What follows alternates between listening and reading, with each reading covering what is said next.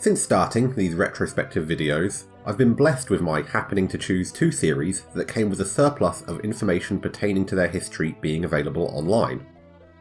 Old articles, early game screenshots, video footage, and developer interviews have all been invaluable resources. The first game in the Lufia series, however, has none of these.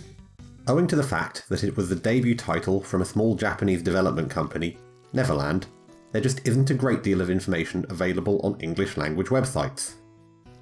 Whenever I would happen upon a promising link, I'd often end up finding myself staring down a now deceased webpage. So do please keep this in mind as I've tried to patch together whatever scraps of information I could find. With that little disclamatory preamble out of the way, welcome to the first episode of this Lufia series retrospective. In each episode, I shall be analysing the 5 main games that the Lufia series is comprised of. New instalments will consist of both analysis of the particular game in question, in addition to looking at how each title evolves from those that precede it, with some wider contextual discussion while I'm at it. As usual, with this being the first episode, substituting for evolutionary examinations will be an in-depth look at the history of the series' inaugural title, or at least as in-depth as I can muster. Please refer back to my opening statement. Despite not officially establishing as a company until May 1993, Neverland had worked on 2 prior games, both of which were RPGs that would never bask in the light of day. The first was titled Felrose, and the second Estille. Nothing would ever become of Felrose, but Estille would enjoy continued support from its creators as it was eventually reconstructed into the game we now know as Lufia and the Fortress of Doom. Initially, Estille was being developed for the venerable PC-98 line of home computers, which served as more familiar grounds for the staff compared to the Super Famicom, where development would shift to.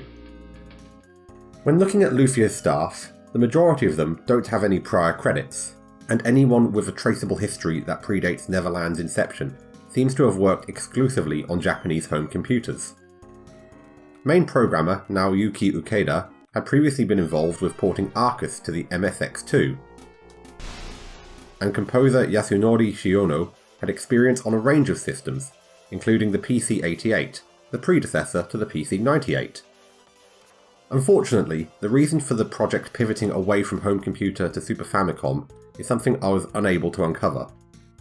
My best guesses would be either that Neverland saw that Nintendo's console was becoming the new fashionable district for RPGs and wanted to throw their hat into that ring. Alternatively, it may well have been a Taito decree who would be the game's publisher, although I also can't be sure on whether Taito took on the project before or after the switch to Super Famicom development. While it may be undeniable that Lufia rose from the ashes of Estille, it has been theorised that the planned story for that unreleased game was actually what would end up being the narrative of the second Lufia game, Rise of the Sinistrals, rather than Fortress of Doom.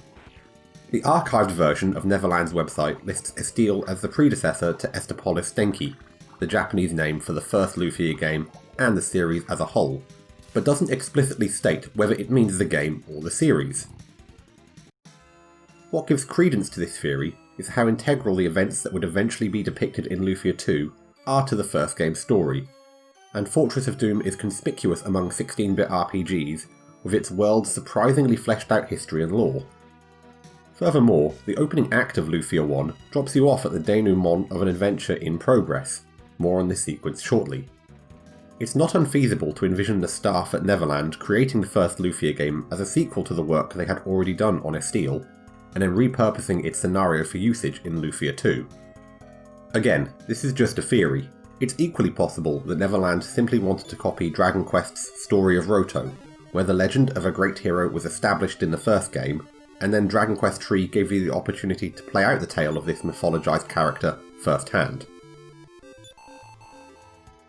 With that hopefully not too convoluted pseudo-history lesson finished, let's delve into something more tangible, the finished product, which was first released in June 1993 in Japan, and following a surprisingly efficient for the time localization, December of that same year in America.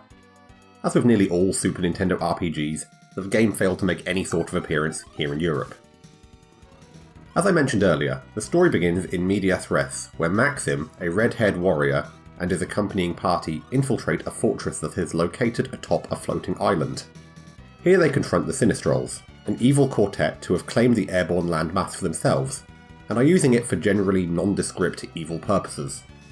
Maximum friends combat the Sinistrals, emerging victorious, resulting in the island plunging into the ocean below, and subsequent peace is brought to the land for a century. The events that occur in this opening sequence are very typical of RPGs from the time.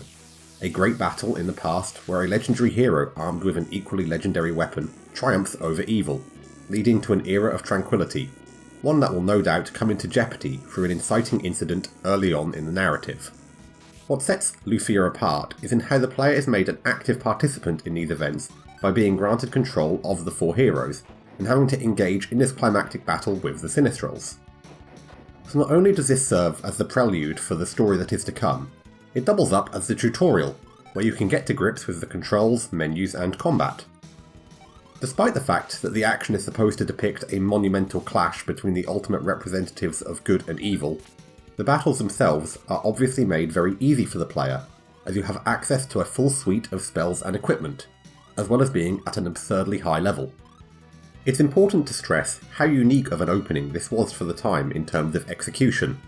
Other games of this era begin with a similar establishment, where some terrific evil is defeated or sealed away, but most show it through a cutscene, or by character dialogue that will build up an idea of this particular world's history in the player's head, with the gaps being filled by their imagination.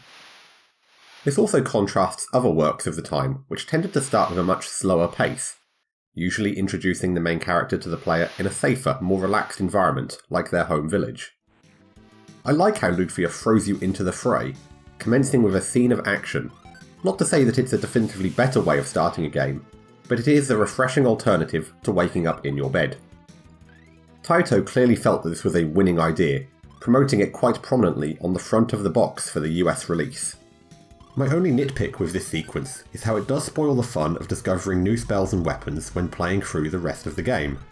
Uncovering flashy new magic and destructive weaponry is something that I always look forward to in an RPG, but that is taken away here as you've already had a chance to wield all the best spells and gear right from the get-go. Take the Nibelheim flashback in Final Fantasy VII, where Sephiroth becomes a playable party member. You're able to employ magic here that is of a higher level than anything you've had access to until this point. It doesn't ruin any future magical acquisitions though, because there were so many more exciting spells, abilities and summons than what was teased. It managed to convey Sephiroth's strength, without impeding any enjoyment later on. This is a pet peeve of mine though, and overall I think the playable opening is definitely one of Lufia's highlights. The remainder of the story plays out largely like every other generic fantasy narrative. I'll avoid major spoilers, not that there's much worth spoiling. 100 years after the demise of the Sinistrals, we take control of a similarly red-headed boy whose name is up to the mercy of the player. When rumours of monsters appearing in a nearby kingdom begin to circulate, the hero, whom happens to be a descendant of Maxim, sets out to uncover the source of this threat to peace, aided by childhood friend Lufia, a young girl who appeared in his village 9 years ago, lacking any memories or awareness of who she was. Of course, it's not too long before the revelation that the appearance of monsters is down to the work of supposedly deceased Sinistral Gades, who is attempting to revive his comrades and rule the world through the might of nondescript evil once more. Over the course of the journey, you'll be joined by Aguro, a very capable knight, well, capable of using basic attacks, and half-elf Jeren, as you attempt to thwart the Sinistrals just as your ancestor did. Generic is the word of the day when it comes to what it's like experiencing Lufia's story. Everything that occurs is something you've already seen done before, and done better. The regular themes of good versus evil, love, and sacrifice are all present here, but nothing more than a very surface level exploration of these ideas. You never leave the hero's point of view, with him being a character who is vehement in his quest to do what he believes is right and just, and very little occurring to challenge these beliefs of his. You get a one-sided and rather narrow view of the world. The actions that you perform during your quest, however, don't comprise of anything that warrants an in-depth analysis of the effects they have on the characters and their tenets. During the 20 plus hours that it takes to complete Fortress of Doom, you'll mostly be indulging in monotonous fetch quests. You're always tasked with visiting a new town to progress the narrative, but upon your arrival, the person who you're trying to meet isn't there, so you need to go find them in a cave, or that the item that only this town possesses has been stolen, so you better go recover it. It never feels like you're performing world-saving actions, just errands and general busy work. You also meet very little resistance or apprehension from townsfolk about what you're doing. The hero will rock up to a village, let the biddable mayor know that he's the descendant of Maxim who is striving to save the world, and you'll have his full support without question. Just make sure to go get that bridge repaired, otherwise access to the next town is impossible. It's only in the final few hours of the game that the Sinistrals start appearing with any sort of frequency, and even then, rarely do they commit any harrowing acts befitting this allegedly most heinous collective. In defiance of their reputation, you're never treated to a sampling of the Sinistrals' capabilities. One kingdom gets attacked at the beginning of the game, and they seem to call it a day after that. This lack of development for the antagonists does hinder the impact of when you finally do confront them, as you're not really trying to defeat them because you care about the outcome, but are more motivated by the fact that it means the game will finally be over. This is very common for the time though, and the fact that they appear at all before the final showdown means they get more screen time than some of their contemporaries. As for our heroes, they all have strong and unique personalities to help individualise them. The hero is mostly what you'd expect, a strong and courageous warrior, fueled by his desire for peace and to vanquish evil. Lufia, on the other hand, is a bit different from your average 90s female lead. When interacting with strangers, she's polite and cordial, but to the hero, childhood friend and painfully obvious love interest, she's a bit bratty and can be a real pain. She gets annoyed that the hero seemingly fails to notice any of her advancements or signs, with him being too preoccupied on the quest at hand. As a pair, they make for a likeable couple, and you might find yourself getting invested in the more personal aspects of their tale than anything else. What didn't go in favour of Lufia's childhood friend protagonist gimmick is that almost a year to the day prior to its release in Japan, and just 3 days prior in America, Game Arts would release Luna, the Silver Star. Its very similar grand world-saving tale, combined with the charming romance between a young boy and girl graced with magical proficiency, is leagues ahead of Neverland's output.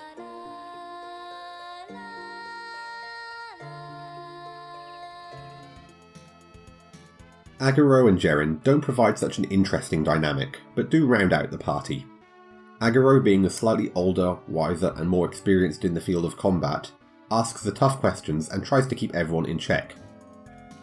Jerin is mostly an annoyance, with almost all her dialogue devolving into bickering, and she's only in the group because of her cliché ability to get through a maze-like elven forest. I do like that each party member has a defined and strong personality. When you have a story like this that doesn't contain a great deal of dialogue among party members, and most interactions with NPCs is just them providing tidbits of information with varying levels of usefulness, you need big, over-the-top personalities to differentiate the characters from one another. I think more interactions between the party were needed so you could better understand their motivations and backstories. Once you leave a town and venture into the next dungeon, the party remain mute until you fulfill the next requirement in the quest, whereas some of this dead time could be filled with conversation, not even talk that is strictly related to the overall plot, just something to further develop the troupe. Moments of genuine development and friction between the protagonists do occur, such as when Lufia forgives a young boy for stealing their money, whereas the hero wants to turn him in. These occasions are reasonably well executed, but are too few in number. This same issue of sparseness is present throughout the story as well. The more interesting ideas, such as the town who feel that they are too weak to keep the monster hordes at bay, so instead offer sacrifices, are drowned out in the sea of fetch quests that dominate most of the playtime.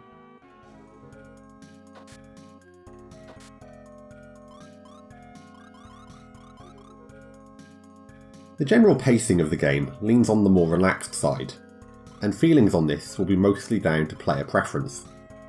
Nothing in Lufia happens in a hurry. It's a world that is happy to traipse along at a leisurely pace, with very little sense of urgency. Part of this is due to the movement speed of your party. When in towns, they dash around between houses and shops like the Clappers, with their sped up animation making their walk look similar to a character from Peanuts. Once you leave town, however, the sprint becomes a crawl, with overworld and dungeon traversal taking twice as long as it should. I surmise that this was done to try and disguise the fact that the world map and dungeons aren't all that big, so by slowing down the speed you can move about these spaces, it gives an illusion of everything being more vast than it truly is. The nature of the tasks you're given also contributes to the overall slower pace. Once you've acquired whatever inane object or spoken with NPC number 34, You normally then have to make your own way back to town. Sometimes the game is lenient with this and will warp you there, and there are teleportation spells and items, but by the time the quest is over, you'll have spent a lot of time trudging through a generally rather barren world. As I said, your enjoyment with this kind of pacing will largely be down to your own preference on the matter. I personally had no problem with it for the most part, and felt like it gave the game a greater sense of adventure. You couldn't just rush through everything, almost every town and cave did have a purpose, and you didn't have to venture to most locations more than once, so after you've completed an area, you can be on the move to somewhere new. By the end of the game, I did find myself wishing it would all be just over and done with though, which was not a feeling you ever want to experience. Thankfully, Lufia's quest is a relatively brief affair that doesn't overstay its welcome. I'd like to take a moment to ask you a question. Have you ever played a game that makes use of turn-based battles with random encounters? Good, then you've played Lufia. Combat is very traditional. Select the actions for each of your party members and watch the little animations play out. Kill the enemy before they kill you and move on to the next flock of assorted monsters. There are a couple of variations to the standard formula though. Your character's agility determines the frequency with which they act, so your faster party members will perform a greater number of actions in longer battles than those less nimble. The weight of your equipment is also a factor, which is a statistic more commonly found in Western RPGs. Unlike those games though, where encumbrance slows down your movement speed, in Lufia it determines the delay between your character selecting the standard attack command and when the attack will actually occur. So with Aguro and the hero likely being decked out in weighty armour, you'll usually have to be patient and endure a couple of hits before the attacks you've commanded them to perform will actualise. Your other options in combat shouldn't come as a surprise. You can cast spells, use items, defend, and attempt to leg it. While in certain encounters magic is necessary due to select enemies being highly resilient to physical blows, I found that just having everyone wail on the opposition was the most efficient way in most instances to be getting on with my day. There were a couple of issues with my preferred strategy though. First of all, you can't choose exactly which enemy to attack, only which group. So if you're staring down a slime and a couple of newts, choosing to attack the slime will guarantee you hit that specific enemy, but when it comes to the newts, the character will decide which one of them to go for, with no concerns which is actually the better option. This is quite the maddening feature, especially when you get to the tougher enemies later on. You'll obviously want to zero in on a specific target and take it out to minimise the damage to your party, but more often than not, the game will spread your offense out over as many adversaries as possible. The other issue with spamming attacks is that there's no automatic redirection of your intended target should they be slain before you get an attack in. Instead you'll whiff as you strike the space where something once stood. Those more au fait with 8-bit RPGs should be familiar with this feature, and it's one that remains contentious to this day among those who re-examine these older works. I quite enjoy its inclusion myself. It ensures that you have to perform some light strategizing in every battle.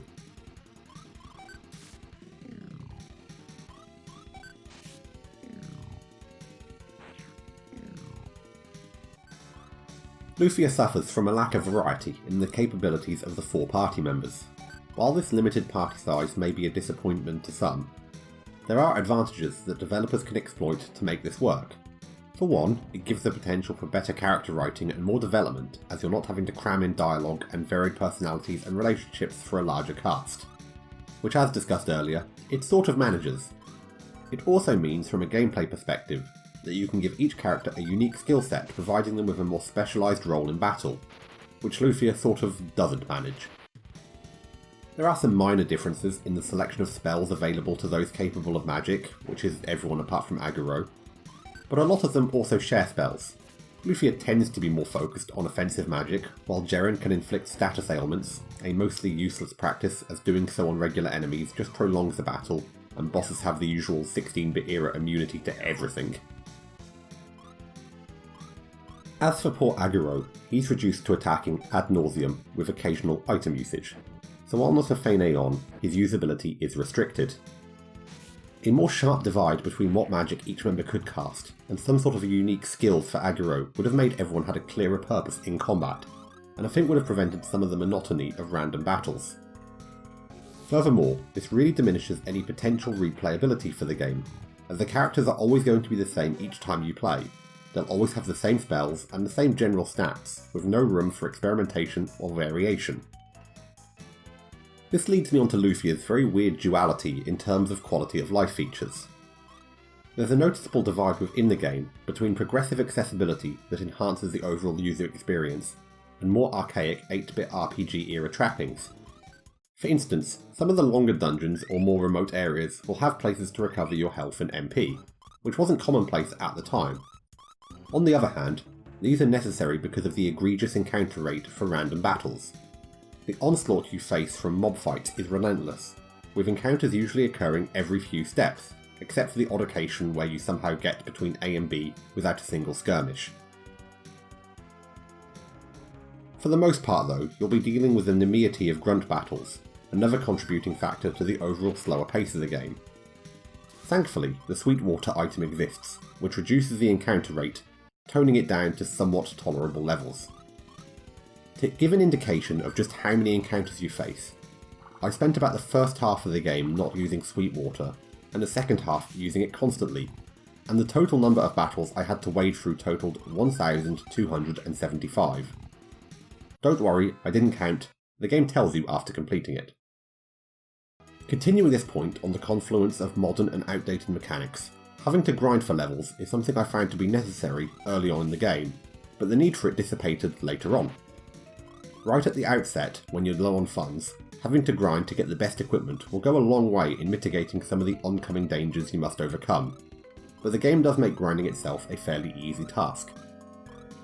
Healing spells don't require a lot of MP to cast, and curative items are plentiful. In fact, there's so many in the chests you'll find dotted about dungeons that you'll almost never need to purchase any from the shop, which is great, because you can put that money towards Sweetwater, so you're not running into battles every 6 paces.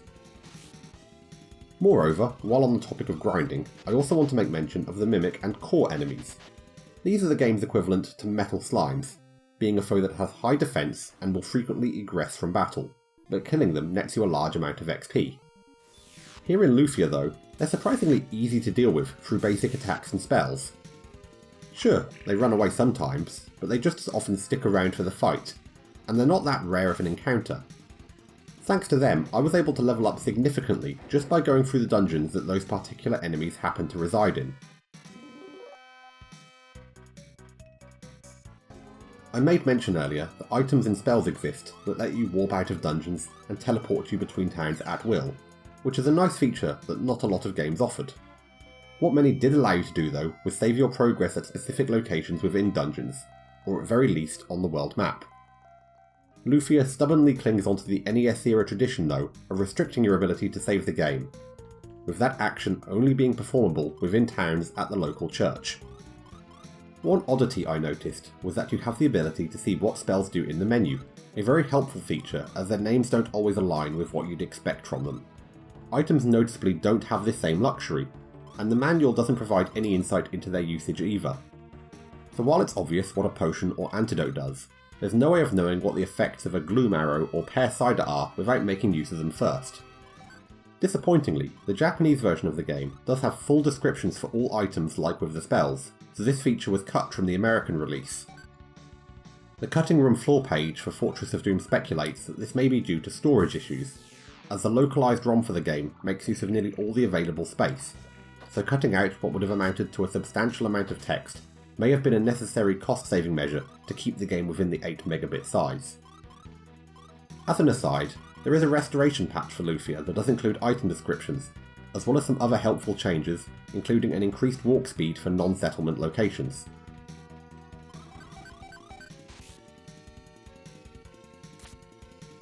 So by now, you're probably getting a picture of a very generic game with no real original ideas of its own, which is accurate. I do need to bring attention to the Old Cave though, as it is the standout feature of the game, even if that's just because of how it would be expanded upon down the line. The Old Cave is a mostly optional dungeon, with there being a couple of occasions where you must descend to its treasure-laden depths, but for the most part, you're free to ignore it if you wish.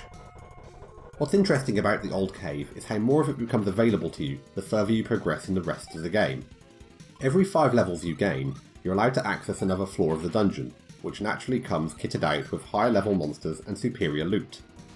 The layout of each floor of the cave isn't better than anywhere else from a design standpoint, but it's basically the only area of the game that gives you a sense of exploration arising from your own volition, not because some NPC has directed you there.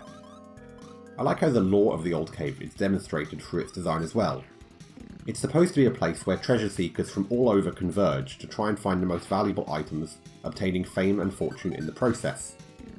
This is shown by the number of empty chests you'll come across during your time there, indicating the presence of those who've explored before you. I also found it to be the only challenging part of the game. Although you only unlock a floor every 5 levels, only your highest level party member needs to meet this prerequisite for you to be granted permission to descend further. This means you can fight monsters that are much stronger than the majority of your party, but should you overcome them, large amounts of XP and some highly beneficial gear upgrades will be your reward. It's a shame that the cave ends on the 7th floor, as by game's end, you would normally have reached a level that would unlock at least 2 more additional levels of the cave, if they existed. As the rest of the game generally falls short when it comes to difficulty, my single party wipe occurring in the old cave, and with the way that difficulty is implemented in the later stages of the game being to escalate the quantity of status effect spells that monsters and bosses use, the additional challenge of more floors would have been welcomed. Neverland obviously had a similar line of thinking, and realised the potential the old cave had as a unique selling point, as they would greatly expand upon it, but that can wait until the next episode.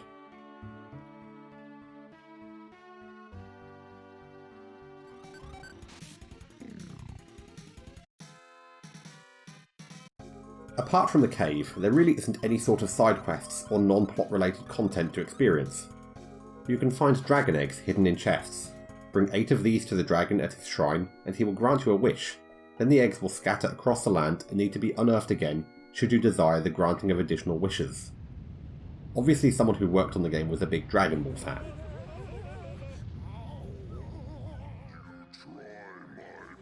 The other feature worthy of mention is that Lufia actually contains a New Game Plus mode of sorts.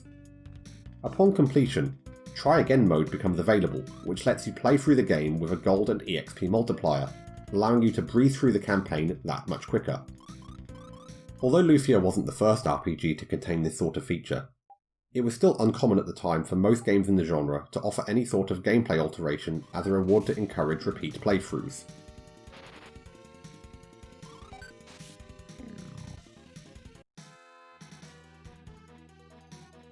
Presentation in Lufia is also hit and miss, with the music encompassing the former and the graphics for the latter. The soundtrack is decent overall, with it only really falling short in terms of quantity. The battle music is energetic and fitting for a standoff between heroes and monsters.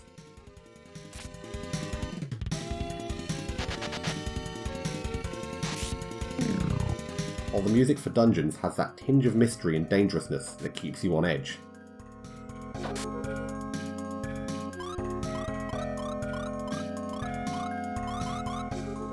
In contrast, the town music is serene and mellow, and it all works in establishing the right mood for wherever you are in the world at that time. There just isn't enough variety, and what's here isn't so good that you won't tire of it before too long, but that's also to be expected for most works of this era. Graphically, Lufia isn't doing a whole lot.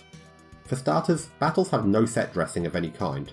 The overworld just dims as the monstrous sprites appear on top of everything. This does have the advantage of some very speedy battle transitions though, which is imperative considering the encounter rate.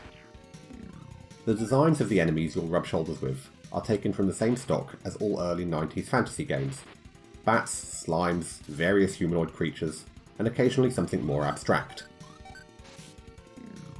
Then, as you get further into the game, the recolors will start to pop up, which at least tend to follow the same rules as their chromatic cousins, so you're always aware of how to best deal with them. Shortcuts like this are par for the course though. It also likely wasn't a game with a massive budget, despite such a large company in Taito behind it, so reused assets are expected in order to save time and space. Everything is at least bright and colourful, with a fair amount of detail put in. The characters are clearly meant to be 16-bit representations of an anime art style, and manage to stand out with their colourful hair from everyone else. The American manual opts for a slightly different art style, depicting the hero as a Conan-esque steroid-abusing warrior. This is of course reflective of a time before anime had permeated into video game culture globally, and dramatic alterations like this were very common in order to try and appeal to the different markets around the globe. What I'm less forgiving on though, in regards to the art direction, is in the fact that every single dungeon in the game is either a cave or a tower. With the exception of the Fortress of Doom itself that bookends the game, if you're not in a populated area or exploring the overworld, you're descending into a cave or ascending a tower. It's not like the caves or towers even look all that different from one another, nor do they have any sort of specific theme tied to them, so the homogeneity of their designs mean that none of them stand out or are memorable in any way. The same thing can be said for the towns, which all feature identical architecture and design tendencies regardless of geographic location. The RPG staple of a remote snow-covered village in the northern part of the map isn't even present here. Everywhere is a hamlet with some greenery, and a few that happen to feature a castle.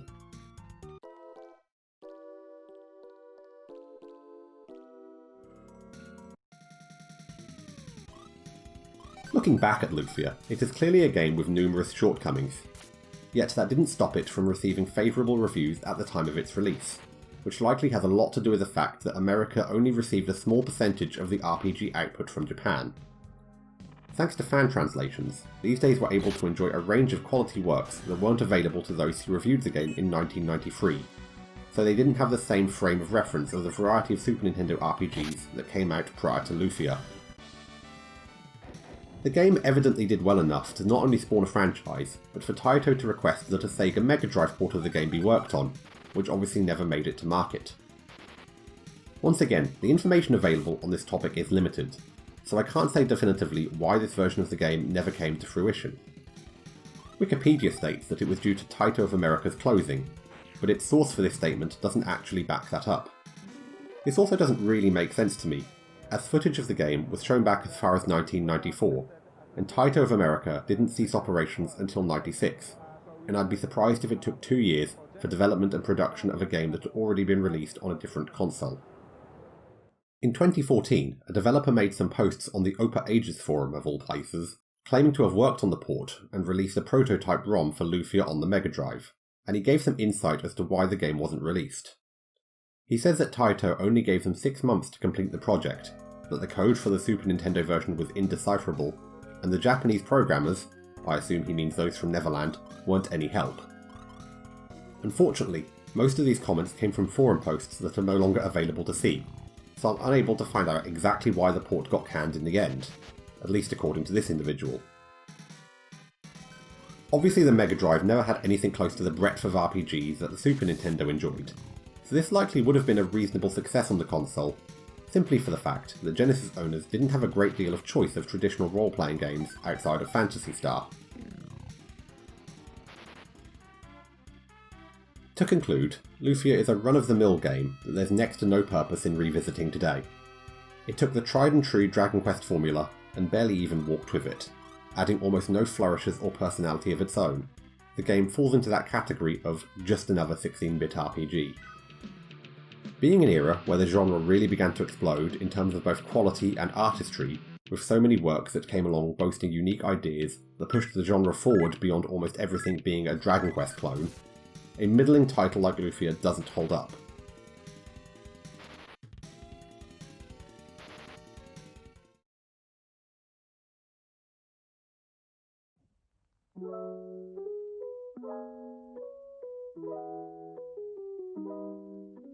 Probably due in some part to its glowing mediocrity, Lufia and the Fortress of Doom have never been re-released.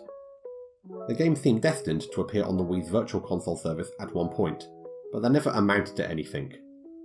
Despite this, original cartridges of the game aren't all that expensive when compared to most Super Nintendo RPGs, which I think is safe to attribute to the general lack of interest in this game, even among enthusiasts of the genre. While there's little worthy of commendation here, there equally wasn't anything offensively bad with the game, which does mean Lufia ranks a cut above some of the genuinely bad RPGs that the Super Famicom housed. The game at least demonstrates a fundamental understanding of the genre, and the inclusion of certain player-friendly quality-of-life features illustrates that genuine effort was put into the game with a view of being part of the next step forward for RPGs that was occurring in the early 90s. Lufia unfortunately trips up and falls flat on its face.